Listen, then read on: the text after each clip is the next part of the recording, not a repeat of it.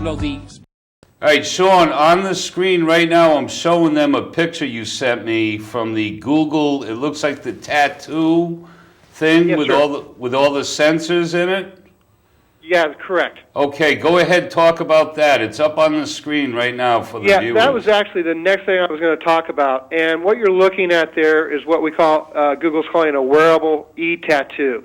That could, this device, if placed, I believe they're going to place it near your ear or it'll be somewhere near your ear because that's where your audio cortex part of your brain is. And also, it can be done put near your throat. So how it works is it actually reads a user's mind by detecting the unvocalized words in their throat. I'll quote here: "It has been known for decades that when you speak to yourself in your inner voice, meaning you don't make a sound." Your brain nevertheless sends neural spike volleys to your vocal apparatus in a similar fashion to when you actually speak aloud. So they've been able to get sensors that are sensitive enough when placed in the neck area that they can actually read or pick up on what the sound that you're thinking, although you're not vocalizing or not creating an audio sound. The ex-former DARPA head states in her effort to sell this device, she says, quote, predicts that if the e-tattoo was made to look cool with different artistic designs, young people would want to have it fused to their skin, quote, if only to piss off their parents. You know, it's kind of, these kinds of statements are really, to me, in people's face, and it kind of shows the crassness that Google is using in developing, rolling out these devices. And essentially, I wasn't familiar with the term transhumanism really until I prepared for this today. But apparently, transhumanism is how they're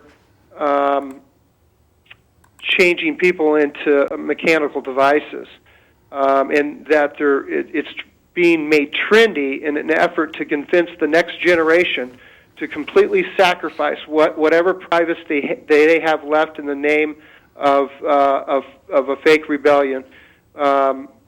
Which is actual cultural conformism and convenience. Now, it's interesting to look at Google's motto, and their motto is, if no one knows, it's "Don't be evil."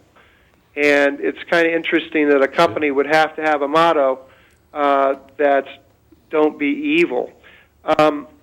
Another similar device by another company I just saw this week is a Band-Aid type device, and it looks like a clear, stretchable Band-Aid, and this is very similar to the tattoo that Motorola has made, but this is by a different company on the East Coast, and it looks like a clear Band-Aid and has all the microchips in it. They've done product testing, and I think it stretched and came back together more than 3 million times on these testing machines, but the way they were selling this device was that the devices could be incorporated into things such as helmets and could be used to see whether or not an individual has sustained a concussion. So it could be used, worn as like a membrane around the helmet and tell whether, or not someone's had a concussion. So, there is possibly good things that can become from this technology, but what we're seeing first is certainly the darker side, and it's obvious that the government has been using these types of devices in DARPA for decades now, and now apparently they're such to an advanced level that they're letting this type of technology be commercialized by way of Google, Microsoft, and possibly a few other companies. But Shawn, Shawn, go right ahead. yeah. Reg, can we get camera 2 back? Thank you. Shawn, I did see that article where they mocked the parents of the children and said that the children could get this in spite of their parents. You know, I have not seen that, but it's you know, if it's hard to say if a child, you know, how young a child would be before they could individually put one of these on. But I think you know, you're certainly you're going to want to keep control of your child. So I'm not sure how that would play out. Yeah. But I think you were talking about originally the RFID chipping. Did you start off asking me about that? Well, yeah. We had several subjects, and you know, the love and tell. Oh, the love and tell, yeah. With the NSA, where they spy on their ex-wives, ex-girlfriends, and future women that they would dream of having, but they don't even know them, complete strangers, and they could cause havoc in their lives, correct? Yeah, absolutely. And I think to give an explanation of that technology, it's the same type of technology, and the question, and they're heterodyning their own sound frequencies onto this high frequency sounds. And one of the ways that they're doing this, so going back again, they developed these patents as early as 1958, and then some of them were kept secret for quite some time. But the government ultimately perfected the synthetic telepathy frequencies, and it then developed a device called Haarp, which is a high-frequency active auroral research program, HARRP, and essentially some of the viewers have seen the big microwave antenna arrays up in Alaska, and that was the first Haarp station built that we know of. And for the purpose of Haarp was originally to protect the United States in case of an electromagnetic pulse attack, or a electromagnetic pulse flare from the sun, such as the one we got in the 1860s that caused railroad ties to burn up. And so in order to protect the United States against these solar flares or the EMP bombs, what they decided to do was they figured they could take these radio waves and bounce them off the ionosphere and then back down to the submarines. That was the whole concern, was how to communicate with the submarines so that they could have the launch codes if we needed to launch our missiles, in case it was an EMP bomb or we were being attacked. So that was, to my understanding, the first application of Haarp. From there, they built a second Haarp facility in Aberdeen, and the purpose of that Haarp facility was to see if it could be used for mind control. And there again, they were using the 0.3 to 3 gigahertz frequencies to do the communications. Hey, Shawn? Yes, sir. Shawn, hold on a minute. Reg, can we have camera 3 again? Okay, Shawn, right now I have a slideshow going of several pictures of Haarp. Yeah. So as you're talking about it, it'll refresh the people, or the people that don't know about it. It's probably about 8 or 10 pictures. It's just in a a rotating slideshow. So you can continue with the Haarp. Yeah, thank you very much. Yeah. So Haarp, it sends these electromagnetic radiation out, bounces it off the ionosphere, and it will go essentially. It's much like a ham radio. How ham radio works.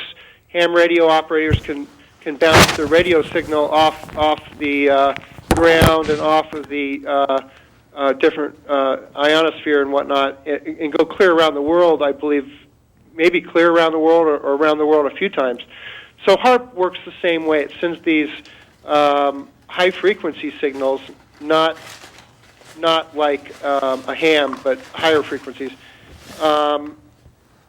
It probably actually does include ham as well, but it sends these frequencies, bounces them off the ionosphere, and can target any particular location, especially when you add multiple Haarp arrays, which they have now. I think there's dozens of them across the world. So they developed the second Haarp tower to see if they could use that technology for telepathy, and it worked. And from there, we say, well, what kinds of ways are they using this technology? And I represent a group called Freedom from Covert Harassment and Surveillance, and they're a group of about 2,000 members across the United States who have been targeted and who are victims of these directed energy weapons, which is what they are.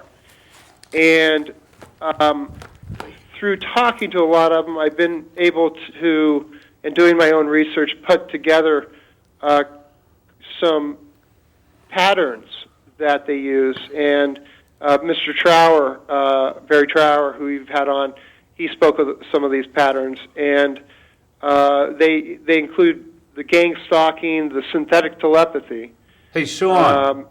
Yes, sir. I just want to get back to camera 2, Reg. Thank you. Sorry, Shawn. I just wanted it back on us again on the show. Okay. Yep.